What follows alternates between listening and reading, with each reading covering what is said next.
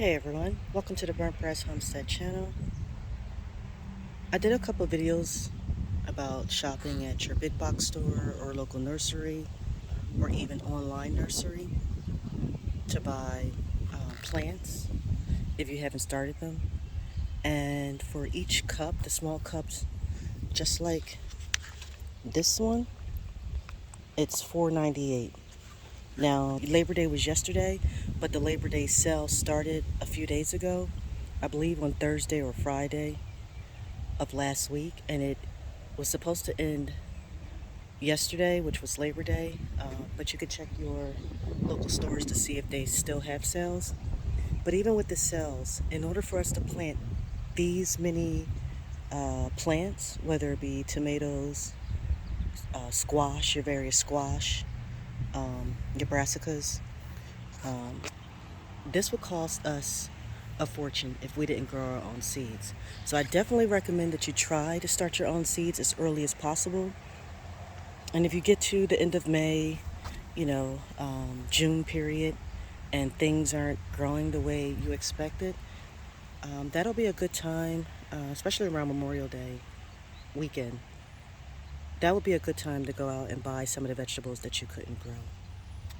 So I just wanted to put that out there to show you guys that we do grow a lot of our vegetables. So we don't rely on the big box stores, but every so often I like to buy a few peppers to get a head start because theirs are ahead of mine, as well as maybe a couple tomato plants, more specifically the slicing tomatoes.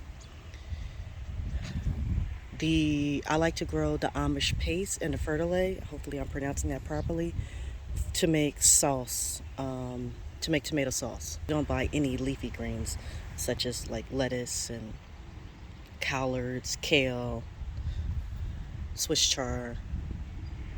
We don't buy any of that.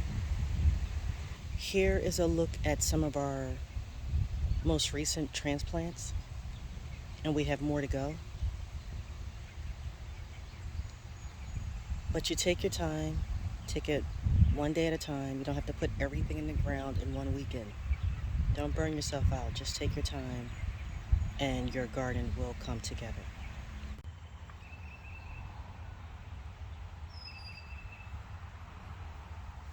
And here are some more transplants of our melon patch.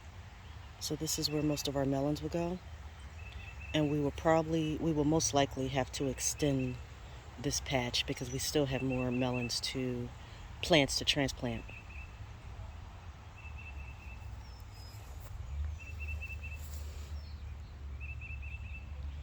So these are some watermelons. We have honeydew, and we'll be putting cantaloupe in here as well. And all but 4 of these were the seeds were planted here on the homestead. So I bought 4 of these plants because they came 4 in a pack. So I bought 1 pack and it had 4 plants in there. And then the rest of these, they're small, but they're coming up. You have one here, there, there, there, there, there, there.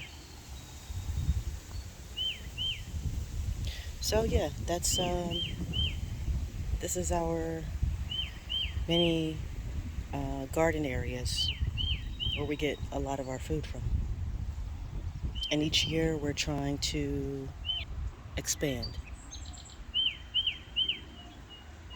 We're trying to be more self-sufficient with every year that comes.